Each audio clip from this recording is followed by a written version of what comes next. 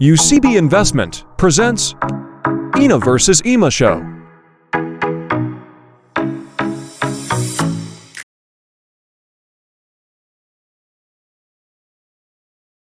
Hey Ema, how are you doing? Hi, Na, I'm good. So last time we talked, you mentioned that one of your clients was looking for IPO opportunities. Are they still planning on doing so? Yes, they are. In fact, I went through the draft public offer of equity securities rule 2025. Ah, yes. It was recently published and has been among the most highly anticipated regulatory updates. But I do have some queries regarding some of the clauses. Firstly, can you clarify about the clause limiting post IPO paid up capital under the fixed price method? Of course, I can. This means that only companies with a post paid up capital of 100 crore are eligible under the fixed price method. But in one of the cases, such as banks, they already require a minimum of 400 crore paid up capital in order to operate. I see. Yes. In addition, they have to get listed in the capital market within 3 years from operations as per the guideline of Bangladesh Bank. And in recent times, we have seen that banks' IPOs have issued under the fixed price method. It is also highly unlikely that banks' financial performance will qualify them for the book building method within the first 3 years of operation. Right, and so many large companies or family businesses have equity well above that level as well. So the rule may end up encouraging only smaller and newer companies to use the fixed price method. Right. In addition, the requirement to offer 10% of the paid up capital or 30 crore is mathematically incorrect with the 100 crore gap. I think another part of the proposal is also to shorten the financial statement validity from 120 days to 90 days for IPO applications. What are your thoughts on that? Right. So the current framework allows 120 days for audit procedures, which is already tied for proper due diligence. So in order to reduce it to 90 days, this makes it quite not reasonable or feasible to finish the audit procedure and pre-IPO activities. I see. So the regulator has also introduced globally accepted valuation methods, which seems to be a good step as it will allow companies to be able to discover their fair value.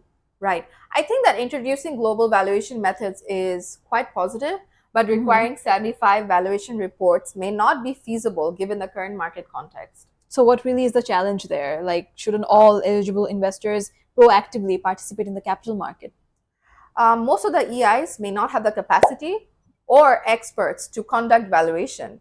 So additionally, under the proposed rules, EIs are not obligated to participate in the price discovery process. Okay, I also saw that shares would be allocated at a single cutoff price. So I was wondering whether this would reduce the real price discovery.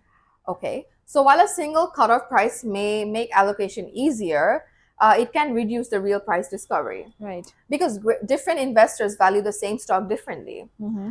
As the saying goes, price is what we pay and value is what we get. So allowing competitive bidding under the real Dutch auction would better reflect these diverse valuations and lead to a more transparent and market-driven price. Right. So I've also read the draft rules have introduced a dedicated quota for high net worth individuals alongside mutual funds in the IPO process. So I believe this is a timely step for the betterment of the capital market. What's your thought on this? Yes, you're absolutely correct. This step will help increase the market participation. However, allocating 20% of IPO to mutual funds make the rule far-fetched. Okay. So as this is a significant portion given the mutual fund's total assets under management, or AUM in short, accounts for less than 3% of the market cap. I see. So can you also tell me the scope of using the IPO proceeds in the case that the client plans to repay loans with them? Okay, actually that won't be possible as the draft rules allow IPO funds to be used for expansion or new projects, not only to repay loans or manage working capital.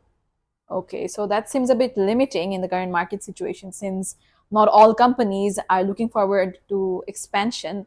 Don't you think so?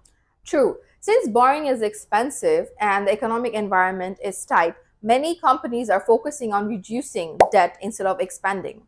Letting them repay loans would make their balance sheet strong and make IPOs more appealing. Right. So are there any safeguard measures in place for the utilization of IPO funds? Yes, indeed there are. The issue managers are now given the responsibility to monitor the fund utilization. They are also required to report on the regulators in this regard. So I believe the new rules will encourage investment grade companies to come forward and also allow the flexibility to explore their fair valuations.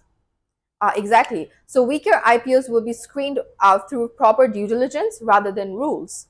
This will help the framework attract credible companies, maintain market integrity, and ensure that deserving firms succeed.